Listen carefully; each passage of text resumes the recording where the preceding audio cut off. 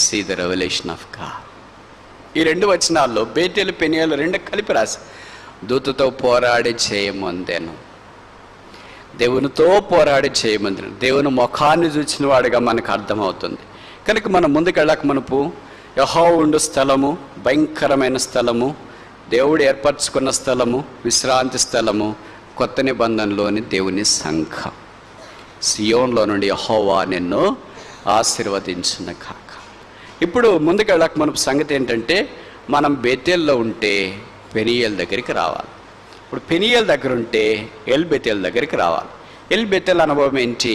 నేను అది చెప్పక మనం పెనియేలు దగ్గరకు వచ్చేపు మనం ఆగటానికి ప్రయత్నం చేస్తాం. ఈ పెనియేలు దగ్గర 32వ అధ్యాయం ఆది కాండంలో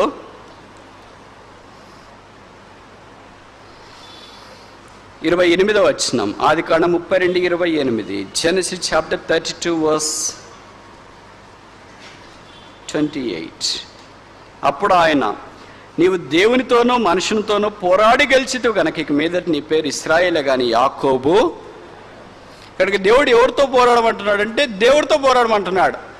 ఎవరికైనా శరీరం అంతా పోరాడాలని అనిపిస్తుంటే, come and wrestle with me, నాతో పోరాటానికి రండి అని దేవుడు ఆహ్వానిస్తున్నాడు. మనుషులతో పోరాడొద్దు. మనుషులతో పోరాడితే గాయాలు, అపాయాలు, అనర్థాలు కానివన్నీ మనుషులతో పోరాడితే జరుగుతాయి. కానీ దేవుడితో పోరాడితే ఎవరికి తెలియకుండా పోరాడింది, రాత్రిపూట పోరాడింది, ఏకాకిగా పోరాడింది, తన జీవితానికి ఎంతో వెలుగు ఆశీర్వాదంలోనికి తీసుకుని వచ్చింది. పోరాడినాడు గనక, గెలిచినాడు గనక దేవుడు ఆయన పేరు మార్చినాడు. ఇక మీదట నీ పేరు యాకోబు కాదు కానీ ఇశ్రాయేలే. పోరాడటం మనకి ఏ జ్ఞాపం చేస్తుంది? ప్రార్థన జ్ఞాపం చేస్తుంది. కొంతమంది ప్రార్థనలు చేస్తుంటారు, చుట్టుపక్కల ఉన్న సంఘాల వాళ్ళంతా ప్రార్థన, మనం ప్రార్థన, ఉపవాస ప్రార్థన, 1 రోజు ప్రార్థన, 2 రోజులు ప్రార్థన, 3 రోజులు ప్రార్థన, ఇప్పుడు ఇంకా గుడ్ ఫ్రైడే వస్తుంటే 40 రోజులు ప్రార్థన, ఇలాగ రకరకాలుగా half night, full night, quarter night, all night, చాలా వొకాబులరీ వాడుతున్నారు. కానీ జీవితం మారట్లేదు. నేను వొకాబులరీ వాడొద్దని నేను చెప్పట్లేదు. నేను చెప్పగలిగేది ఏంటంటే, ఈ వాక్యం ఆధారం చేసుకొని దేవునితో పోరాడిన తర్వాత నీ జీవితం మారాలి కదా. యాకోబు జీవితం మారింది కదా, దేవుడు పేరు మార్చాడు కదా. పేరు మార్చాడంటే జీవితం మారితేనే పేరు మారుస్తాడు. మరి మన జీవితం మారట్లేదేంటి? రాత్రి అంతా ప్రార్థన చేసేమన్నా ఏమన్నా మారిందా? నీ కోపం మారిందా? నీ అసూయ మారిందా? నీ ద్వేషం మారిందా? నీ కుళ్ళు మారిందా? నీ కంపం మారిందా? Why is that waste prayer? Why do you waste your time? ఎందుకు నీ సమయాన్ని వ్యర్థం చేసుకుంటావు? ఎందుకు కాదనుకుంటావు? అలాగని ప్రార్థన మానే సూర్యముడి తిరిగాడు నేను చెప్పట్లేదు. ఇక్కడ చెప్పదలుచుకున్నది ఏంటంటే, నువ్వు ప్రార్థన చేయాలనుకున్నప్పుడు నా ప్రజలు తమను తాము తగ్గించుకొని, తమ పాపములు ఒప్పుకొని నా సన్నిధిలో ప్రార్థన చేస్తే ఆకాశము నుండి నేను వారి ప్రార్థన. మనం ఒప్పుకోవడానికి ఇష్టపడం, తగ్గించబడటానికి ఇష్టపడం, క్షమాపణ పొందడానికి ఇష్టపడము, మారటానికి ఇష్టపడం. దేవుడు నన్ను మార్చని మాత్రం ప్రార్థన చేయము. అన్ని ప్రార్థన చేస్తారు. మీలో చాలా మందికి ప్రార్థన ఐటెంలు ఉంటాయి కదండి, ఉన్నాయా లేదా? అక్కడ మీ సంఘాల్లో సేవకులు మీరు కూడా పెట్టారా లేదా? ఎక్కడైనా నన్ను మార్చు ప్రభు అని పెట్టావా? నీ గుండెలో అంత ధైర్యం ఉందా? ప్రార్థనకి 20 పాయింట్లు 10 పాయింట్లు లిస్ట్ ఇచ్చారు కదా మీ సంఘాల్లో. చివరిలో సేవకుని మార్పు కొరకు ప్రార్థన చేయండి అంతరంగంలో అని రాసావా? రాయగలవా? ఎల్డర్స్ మార్పు కొరకు అంతరంగంలో ప్రార్థన చేయండి అని రాయగలవా?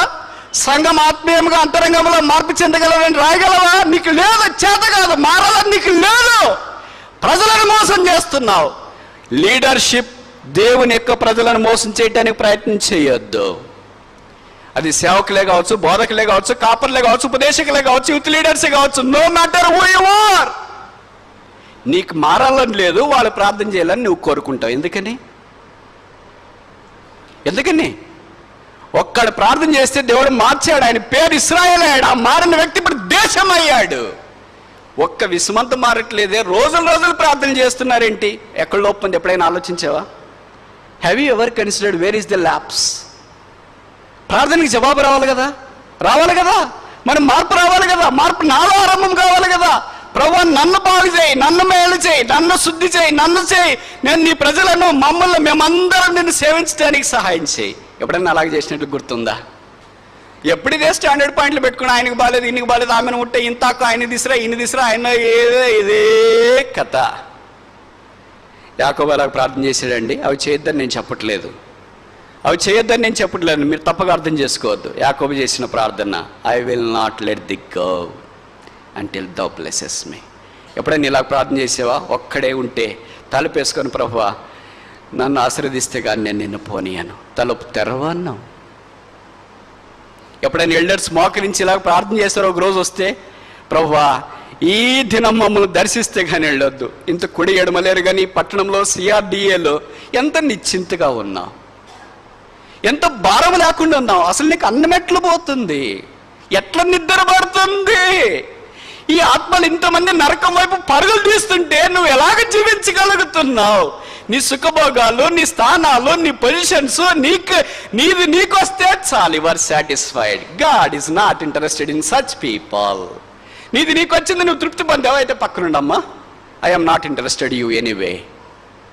ప్రభువా నా తృప్తి కాదు, నీ తృప్తి, నీ ఆకలి, నీ దప్పిక, నీ దిగంబరత్వం, నీ కోరిక, నీ వాంఛ, నీ తృష్ణ, నీ మేలు, నీ క్షేమము, నీ మహిమ చూడటానికి ఇదిగో నేనున్నాను. ఒక్కరు యాకోబు ఒక్కడున్నాడు, చరిత్ర తిరిగి రాశాడు.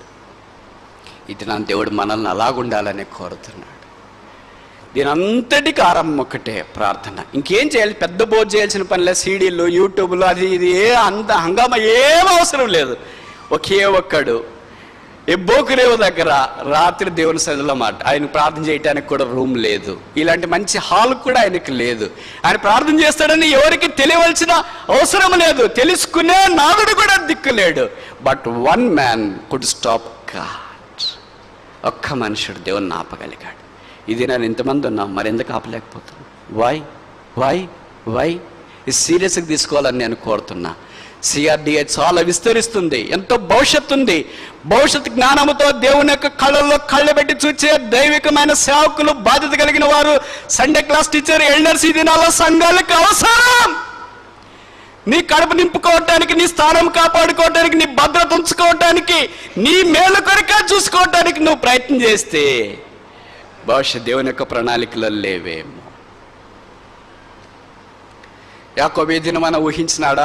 నేను 32వ అధ్యాయంలో ఎబ్బోకురేవు దగ్గర చేసే ప్రార్థన, నా కడుపులో నుండి 12 మంది కుమారులు తీసుకొని వచ్చిన తర్వాత, ఆ కుమారులో యూదా గోత్రములో నుండి దావీదు వచ్చి, దావీదులో నుండి యేసుప్రభు వచ్చి, యేసుప్రభులో నుండి సర్వలోకము పాపాత్ముడైన మానవుడు ప్రతి ఒక్క వ్యక్తి రక్షణార్థమైన వెలుగులోనికి వస్తుందని యాకోబు ఇక్కడ ప్రార్థన చేసేటప్పుడు ఊహించినాడా? That is the vision of a servant of the Lord. దైవ సేవకుడంటే, ఎల్డర్ అంటే విజన్ అది, బోధకుడంటే అది.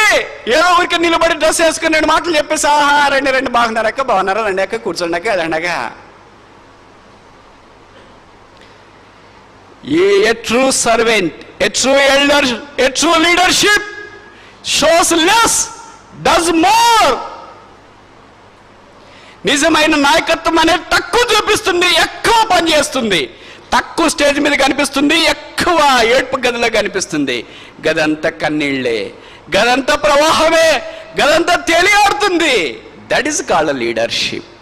అలాంటి సంఘానికి దేవుడు ఏమైనా చేయటానికి, దిగి రావటానికి ఇష్టపడు. యాకోబు బలిష్ఠుడైన దేవుడు, ఇది నా యాకోబు లాంటి వాళ్ళ కొరకు చూస్తాను. మన సంగతి ఏంటి?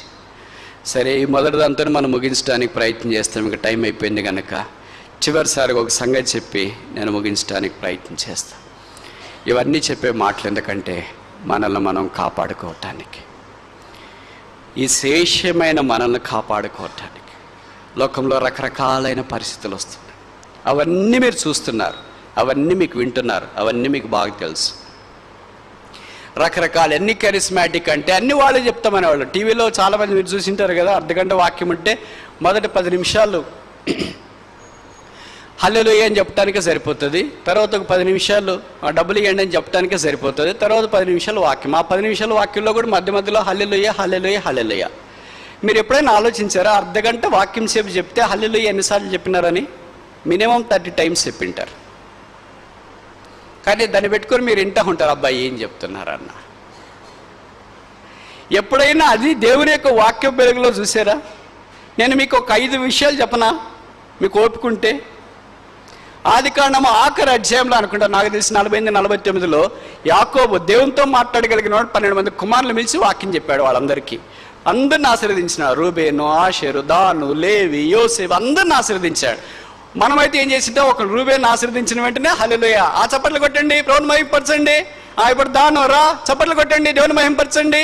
యోసేపు రా, దాను చప్పట్లు కొట్టండి, దేవుని మహిమపరచండి. యోసేపు ఫలించాడు కొమ్మ, చప్పట్లు కొట్టండి, ప్రభువుకు మహిమ కలగండి. రాశారా అని బైబిల్లో? Is it written? Bible is the wholesale manual. Nobody can ever perpetuate this. ఈ బైబిల్ని ఎవరు అటు ఇటు మార్చడానికి వీల్లేదు. నీ బైబిల్లో ఉందా లేదా? నిర్గమాకాండ, ద్వితీయోపదేశకాండం ఆఖరి అధ్యాయంలో మోషే ఇశ్రాయేలు అందరిని సమకూర్చి ఆయన ఇచ్చినాడు. There was no leader like Moses. Moshe లాంటి నాయకుడు పాత నిబంధనలో చాలా తక్కువ, అంటే తప్పు కాదేమో. ఆయన కూడా దేవుని ప్రజలందరినీ ఆశీర్వదించడానికి ఆరంభించినాడు. ఒక్కొక్కరిని ఆశీర్వదిస్తుంటే అన్నాడా హల్లెలూయా, చప్పట్లు కొట్టండి, ప్రభువుకు మహిమ కలుగును గాక అని అన్నాడా? యెషయా గ్రంథం యెహోషువ 24, యెహోషువ ధీరోదత్తమైన విశ్వాస వీరుడు, నాయకుడు. 24వ అధ్యాయంలో అందరినీ సమకూర్చి దేవుని యొక్క వాక్యము చివరిగా ప్రకటిస్తున్నాడు. మీరు ఎవరిని సేవించినా సరే నేను నా ఇంటి వారిని యెహోవాను సేవించదు. మనమైతే ఏం చెప్పింటాం? చప్పట్లు కొట్టండి, ప్రభువు నామాన్ని మహిమపరచండి, చప్పట్లు కొట్టండి, ప్రభువు నామాన్ని మహిమపరచండి అన్నాడా? చెప్పరేంటి? ఇక్కడ యాకోబు కంటే గొప్పళ్ళు ఉన్నారా? మోషే కంటే గొప్పళ్ళు ఉన్నారా? యెహోషువ కంటే గొప్పళ్ళు ఉన్నారా? దావీదు చేసిన ప్రసంగంలో ఇంక సరే ఇలాగ మాట్లాడితే ఎక్కువ టైం అయింది కనుక కొత్త నిబంధనకి వెళ్తాం. యేసు ప్రభు వారు ప్రసంగం చేశాడు 5, 6, 7 అధ్యాయాలు. That is the classic sermon in the human history. మానవ చరిత్రలో మత్తయి సువార్త 5, 6, 7 అధ్యాయాలకు మించిన ప్రసంగం లేదు, ఉండబోదు. Not even once he said hallelujah. చెప్పడా? ఒక్కసారి చప్పట్లు కొట్టండి, ఒక్కసారి దేవుని మహిమపరచండి. చెప్పడా లేదా? టీవీలు ఆన్ చేసుకొని చూస్తున్నారే, చెప్పండి. That is your fallen condition. మీరు అంతగా పడిపోయారు. నూతన నిబంధన సంఘ క్రమానికి అంత దూరం అయ్యారు. సిలువ వేయబడిన యేసుకి అంత దూరం అయిపోయారు. ఆకాశం నుండి కలిగిన ప్రత్యక్షతకు అంత దూరం అయిపోయారు. మనిషిని విగ్రహానిగా చేసుకుని మనుషులు వెంబడి పరుగులు తీసే ఈ దినాల్లో వాక్యానికి స్థలం ఇచ్చే శేషము ఇక్కడ లేదా? లేదా లేదా లేదా? యేసు ప్రభు కదా మాదిరి. యేసు ప్రభు కంటే మాదిరి ఇంకెవరన్నా ఉన్నారా? Is there anybody? Anybody? Anybody? Anybody? Yesu ప్రభు చెప్పిన 3 అధ్యాయాలు ఒక్క ప్రసంగంలో కూడా మాట్లేదు. సరే, చివరికి వెళ్ళేటప్పుడు యోహాను సువార్త 13, 14, 15 అధ్యాయాలు, లేదా 14, 15, 16 అధ్యాయాలు, 3 అధ్యాయాలు చెప్పాడు. That is heart moving farewell message. Not even once it's mentioned. మీ హృదయంలోని కలవరపడనీకుడి. మనమైతే చప్పట్లు కొట్టండి, దేవుని మహిమపరచండి, హల్లెలూయా చెప్పండి, హల్లెలూయా చెప్పండి. It's not biblical brother, it's not biblical sister. అపోస్తలుడైన పౌలు అపోస్తల కార్యాలు 20వ అధ్యాయంలో ఎఫెసీని పిలిచి వారికి ప్రసంగం చెప్పడం ఆరంభించినాడు. ఆ ప్రసంగం చివరిలోన ఆయన ఎంత ప్రసంగం చెప్పాడంటే వారంతా కన్నీళ్ళతో ఉబ్బి తబ్బిబ్బైపోయి ఇంక అయిపోయింది అని అనుకుంటే ఆ కన్నీండి బయలుదేరబోతుంటే పౌలు మెడ మీద పడి వాళ్ళు ముద్దు పెట్టుకుని ఆ స్థానానికి వచ్చినారు. అప్పుడైనా చెప్పాడా? చప్పట్లు కొట్టండి అని. What is this fallacy? ఎక్కడికి వెళుతున్నారు? ఏం చేస్తున్నారు? 66 పుస్తకాలు కలిగిన బైబిల్ మీ చేతుల్లో పట్టుకొని మీరు ఇవన్నీ చేయడం న్యాయమా? ధర్మమా? ఇది స్టాండర్డ్ కాదా? ఇది మాదిరి కాదా? ఇది ఏర్పాటు కాదా? ఇది దేవుని యొక్క సంకల్పం కాదా? ఇది దేవుని దర్శనం కాదా? మరి ఎక్కడి దాకా వెళ్తున్నారు? ఇప్పుడు చెప్పండి. బెతెల్లో ఉన్నారా? పెనియేల్లో ఉన్నారా? ఎల్బెతెల్లో ఉన్నారా? ఎక్కడ లేరా? యెహోవా సియోన్లో నుండి ఆశీర్వదించును గాక. దేవుని ఆశీర్వాదం అంటే అలాగొచ్చి దిగి వచ్చే దేవుని ఆశీర్వాదం. Don't be carried away by charismatic moments. కొంతమంది టీవీలో చెప్తుంటారు, నీ సంగతి అంతా నాకు బాగా తెలుసు, మీరు వచ్చేయండి, మీ సంగతి ఏం పంచాంగం చెప్తున్నావా నువ్వు? పంచాంగం అంటే తెలుసుగా. మా పశువులు పోయినాయండి అంటే మీ పశువులు పలానా వాళ్ళు తీసుకెళ్ళారు. Not even one clue is there like that in the Bible. ఏదో సమయాల సందర్భంలో అటు ఇటు మనకు కనిపిస్తుంది, కానీ కొత్త నిబంధనకు వచ్చిన తర్వాత అలాంటిది ఏం కనిపించదు.